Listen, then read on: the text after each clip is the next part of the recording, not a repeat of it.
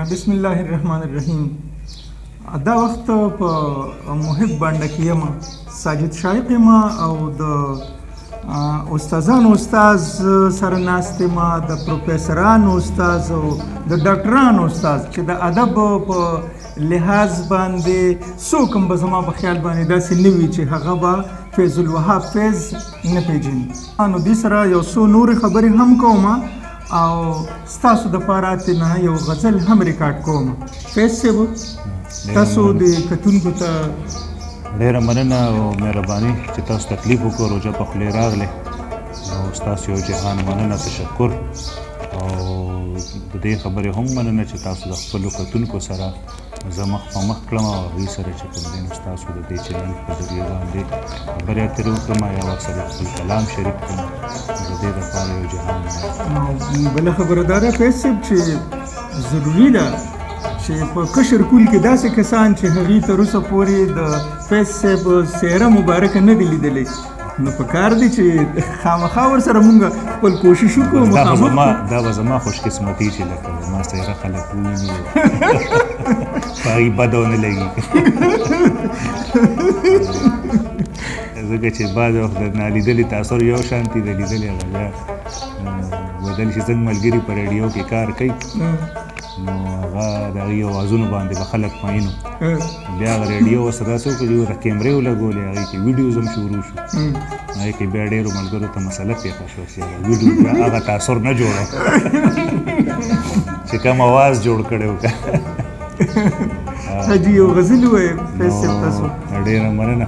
دا یو غزل دی چې د دعاګانو په مزار باندې ګلونه ږدمه د دعاګانو په مزار باندې ګلونه ږدمه د جانان خپو کې خپل نیمګړي ارمانونه ږدمه.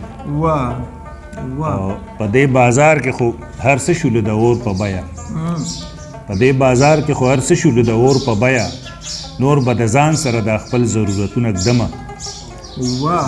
هر سړی ماته پسینه لاس کېږدي وړاندې تیر شي هر سړی ماته پسینه لاس کېږدي وړاندې تیر شي زه هم هر چا ته پسینه باندې لاسونه ږدمه. هر سړی ماته پسینه لاس کېږدي وړاندې تیر شي زه هم هر چا ته پسینه باندې لاسونه ږدمه. او خلک چې وایي چې دردونه په اظهار کمیږي خلک چې وایي چې دردونه په اظهار کمیږي زه به تر څو د خلکو مخکې خپل دردونه ږدمه. او څکه زما په هکله وخت فیصله ښه ونه کړه څکه زما په هکله وخت فیصله ښه ونه کړه زه هم په تمه د ښه وخت خپل امیدونه ږدمه. او تاریخ که ټول عمر زما د ننګ په ضد تللی دی تاریخ که ټول عمر زما د ننګ په ضد تللی دی خو زه به هم پکې د ننګ نوي بابونه ږدمه.